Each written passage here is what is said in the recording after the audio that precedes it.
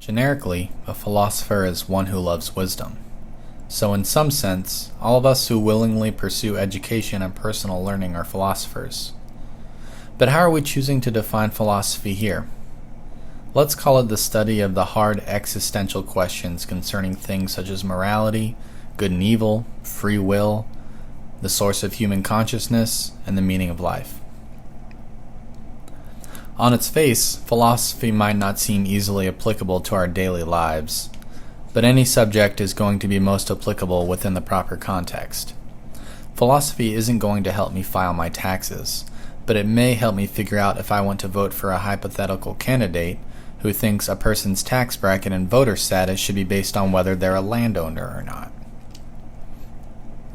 And it would seem that many such political and social issues boil down to questions like, how should we live? What ought we do? Of course, such topics are generally extremely nuanced, and their proposed solutions can have extremely serious consequences for some people. For those of us who have tried, the formal study of philosophy can often seem frustrating and fruitless, as philosophers within the academic community often cannot even come to a consensus among themselves. Philosophy may or may not eventually determine what it means to live a good life, or if the human mind has a physical basis. It might not be able to say if morality is black and white, or if a fetus is a person, or if a Christian should be forced to bake a cake for someone who has differing religious views. What its formal study does accomplish is providing many well-formed opinions on such issues which have been vetted and argued relentlessly within the philosophical community. But is it necessary for everyone to study formal philosophy in order to form coherent beliefs?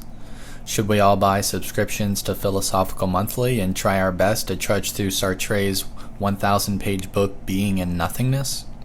I don't think so. And there's no real need to put a formal name to our opinions, as they probably won't entirely adhere to one school of thought or another. But we all live our lives guided by certain rules and beliefs, most of which we don't often think about, either because they aren't relevant at any given time, or we just accept them as truth.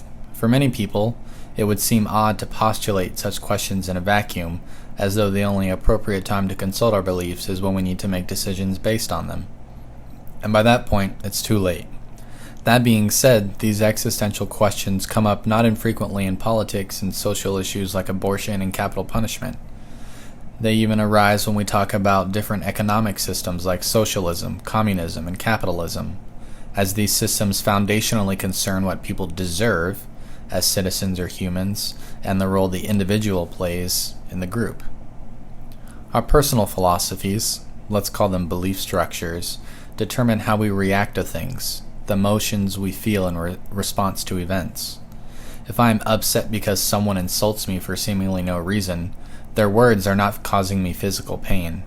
I am responding with negative emotions because I do not believe people should act that way.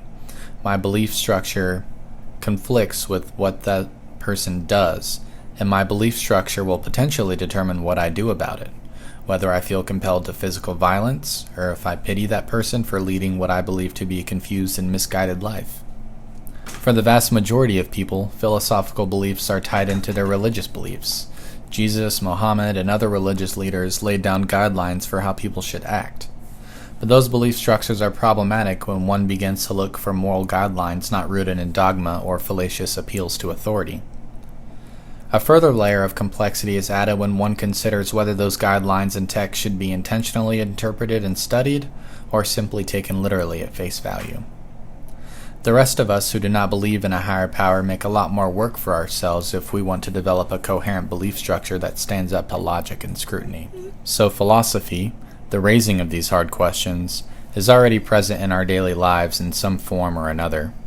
It dictates how we treat others, which economic systems we prefer, and what, if anything, humans deserve.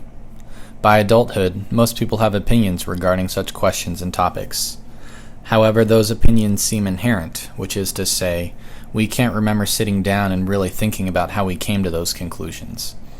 Invariably, they are habits, perceptions, and outlooks impressed upon us by our upbringing and the environments in which we are raised. Most people come to this realization at some point in their lives. At that point, the question then becomes whether habit is sufficient reason to maintain these ideas, or if it could be worthwhile to re-examine them under the microscope of critique. Even if formal philosophy doesn't provide us with hard, concrete answers to some of these existential questions, it does, at the very least, give us some structure and tools with which to address these questions. It builds even ground upon which we can all stand and begin building up from there. Ultimately, the worst that could possibly come from introspection and questioning our beliefs is that we struggle to find common ground between our conflicting opinions, perhaps to no avail. The best byproduct is having a belief structure which lends itself to coherence, improved communicability, and an intentionally lived life. Having a well-formed belief structure puts one in a better position to discuss such things with others and, if one so chooses, to try and convince them. Otherwise, we're all just driving 100 miles an hour, despite not knowing where we are or where we want to go.